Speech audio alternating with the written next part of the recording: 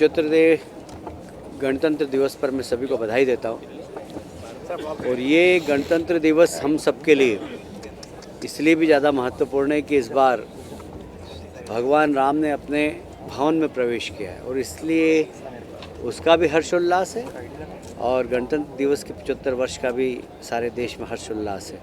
और इसलिए इस बार जो गणतंत्र दिवस मन रहा है बहुत आनंदमय, बहुत हर्षोल्लास के साथ मन रहा है। इस संकल्प के साथ भी मन रहा है कि हमारे देश के यशस्वी प्रधानमंत्री नरेंद्र मोदी जी, हमारे प्रदेश के यशस्वी मुख्यमंत्री डॉक्टर मोहन यादव के नेतृत्व में प्रदेश भी विकसित हो रहा है और देश भी विकसित हो रहा है। आज हमने इसी बात का संकल्प लिया है कि जो अमृत काल है, अमृत काल का यह 75वां गणतंत्र हमें इस बात की प्रेरणा दे रहा है कि 2047 में जब स्वतंत्रता के 100 वर्ष पूरे हो जाएंगे तब भारत विश्व के सर्वश्रेष्ठ देशों में से एक हो। ये हम सबका प्रयास होगा और मुझे उम्मीद है कि देश की जनता ने संकल्प लिया और अभी मोदी जी के नेतृत्व में हम इस संकल्प को पूरा करेंगे। जीने और देश के लिए मरने की प्रेरणा दे रहे हैं। इस पावन अवसर पर मैं भारत माता की आजादी के लिए हंसते हंसते सूली पर चढ़ने वाले अमर शहीदों के चरणों में विनम्र श्रद्धांजलि अर्पित करता हूँ। विश्व पटल पर भारत को संपूर्ण प्रभुत्व संपन्न लोकतंत्रात्मक गणराज्य के रूप में निर्माताओं के प्रति हृदय से कृतज्ञता ज्ञापित करता हूँ।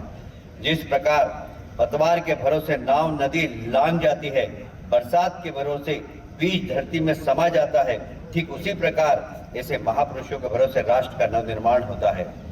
यह एक अद्भुत संयोग है कि राष्ट्र पर्व के ठीक पहले राष्ट्र गर्व के एक महान प्रसंग ने अयोध्या में स्वर्णिम अध्याय रच दिया। विश्व हृदय सम्राट हमारे यशस्वी प्रधानमंत्री आदरणीय श्री नरेंद्र मोदी जी की गरिमा में उपस्थिति में नवनिर्मित श्री राम मंदिर में भगवान श्री राम की भव्य प्राण प्रतिष्ठा से भारत में राम राज्य की संकल्पना जीवंत और जयवंत हो गई है।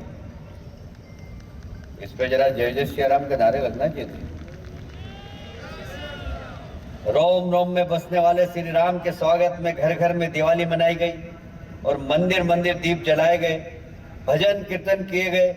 काल के केंद्र भगवान महाकालेश्वर की नगरी उज्जैन से 5 लाख लड्डू प्रसाद के रूप में मध्य प्रदेश की मिठास अयोध्या भेजी गई। अयोध्या में श्री राम मंदिर में प्राण प्रतिष्ठा का पर्व पूरे प्रदेश में आध्यात्म और आस्था के उत्सव के रूप में मनाया गया। सभी जिलों में प्रभात फेरियां, कलश यात्राएं निकाली गई, विशेष स्वच्छता अभियान चलाए गए, मंदिरों और पवित्र नदियों में जलाशयों में दीपदान किए गए, सभी शासकीय भवनों को रोशनी में जगमग किया गया।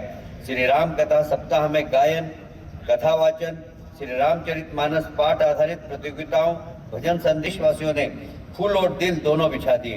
प्रदेश में 28 पवित्र स्थानों पर श्री रामचरित लीला समारोह आयोजित किए गए और चित्रकूट में भगवान श्री राम पर केंद्रित विशेष आयोजन किए गए। भारत की सांस्कृतिक